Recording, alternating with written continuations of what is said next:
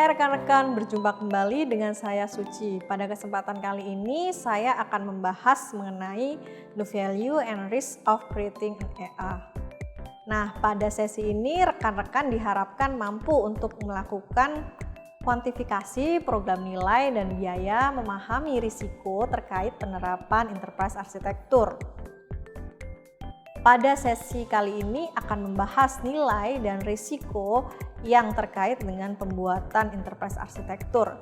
Jadi konsep utama dari sesi ini adalah bahwa arsitektur holistik mewakili cara yang berbeda dalam melihat sumber daya di seluruh perusahaan dan memastikan bahwa biaya yang signifikan untuk menciptakan arsitektur holistik harus dijustifikasi terkait dengan value yang dihasilkan dan kemudian akan seperti apa penggunaan produk enterprise arsitektur tersebut nantinya dalam kegiatan perencanaan dan pengambilan keputusan. Nah, value of holistic ini adalah terkait dengan bagaimana meningkatkan kemampuan perencanaan sumber daya dan mendukung pengambilan keputusan yang lebih baik. Hal ini dicapai melalui perbaikan komunikasi yang berkaitan dengan sumber daya saat ini dan masa depan. Jadi mengusulkan bagaimana gagasan disampaikan lebih cepat sekaligus mengurangi perbedaan interpretasi dan kesalahpahaman. Jadi arsitektur holistik ini harapannya mampu meningkatkan komunikasi ya di seluruh perusahaan dengan menyediakan dasar informasi yang terintegrasi, diperbarui secara berkala terkait dengan strategi, bisnis dan juga teknologinya. Jadi program EA dan metodologi implementasi ini membawa pendekatan dan terminologi standar untuk pengembangan dan pengelolaan sumber daya perusahaan. Nah, ada beberapa jenis risiko ya yang harus kita perhatikan terkait dengan implementasi dan pemeliharaan arsitektur holistik. Jadi yang pertama terkait dengan risiko keuangan ya. Kemudian risiko terkait dengan kurangnya penerimaan model EA yang mungkin sudah diusulkan dan sedang dikembangkan ya. Kemudian bisa jadi risiko terkait kehilangan key personil di organisasi ataupun pada saat proyek tersebut dikembangkan ya.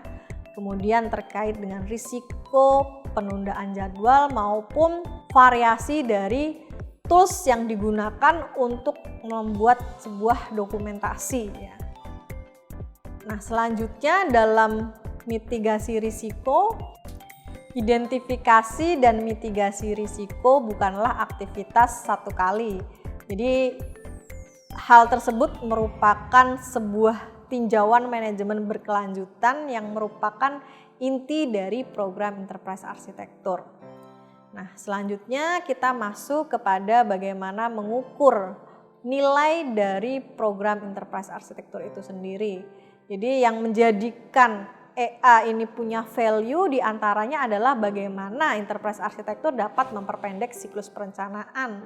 Kemudian juga dapat menghasilkan perencanaan yang lebih efektif ataupun memperpendek siklus dalam pengambilan keputusan, kemudian meningkatkan informasi, referensi, kemudian memberikan pengurangan ya terhadap ketersediaan sumber daya maupun mengurangi adanya rework ya pengerjaan kembali, kemudian peningkatan integrasi sumber daya dan kinerja dan meningkatkan komunikasi maupun mengurangi siklus waktu. Nah, itu tadi adalah beberapa hal yang bisa menjadi nilai lebih dari enterprise arsitektur ini sendiri.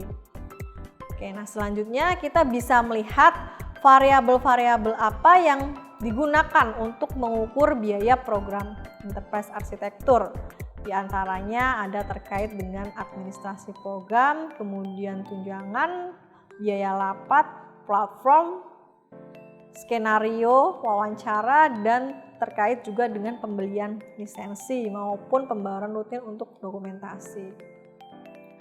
Jadi pendekatan siklus hidup secara keseluruhan digunakan untuk memperkirakan ataupun membedakan biaya langsung dan tidak langsung terkait dengan pengembangan program enterprise arsitektur ini sendiri. Selanjutnya, pembahasan terkait pengukuran program EA akan dibahas pada video berikutnya. Demikian yang dapat saya sampaikan pada video kali ini. Terima kasih dan selamat belajar.